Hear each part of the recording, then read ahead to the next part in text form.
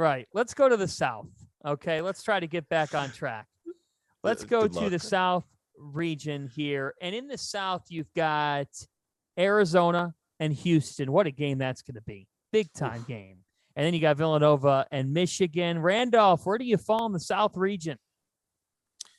I picked Arizona to start, and I'm gonna stick with them. But Houston concerns me. Houston concerns me. I'd be lying to you to tell you I am concerned about Houston. So it wouldn't be a game I'd bet. I wouldn't bet on that one.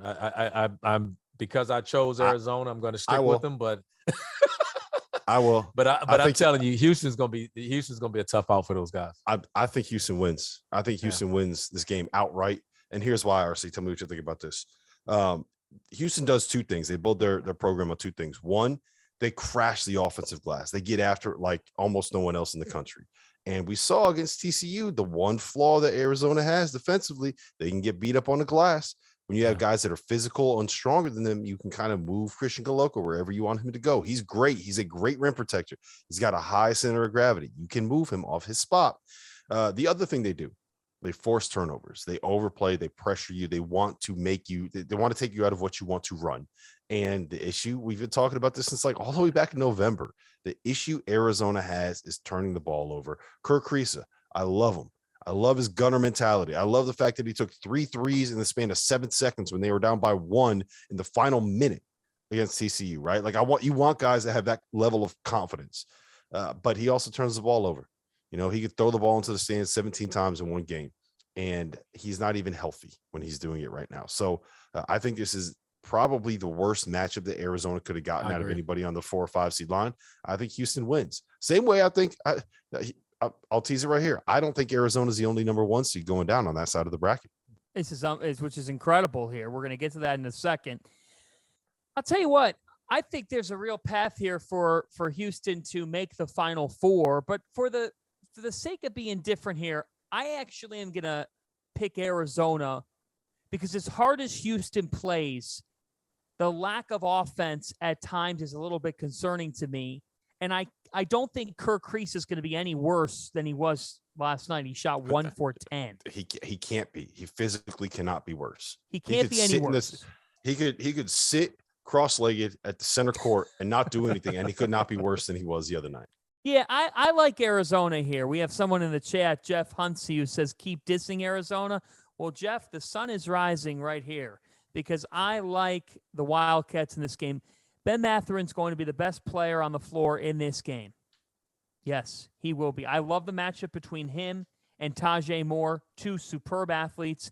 I think Arizona has the size to compete with Houston and keep Houston from attacking the rim, make Houston take threes.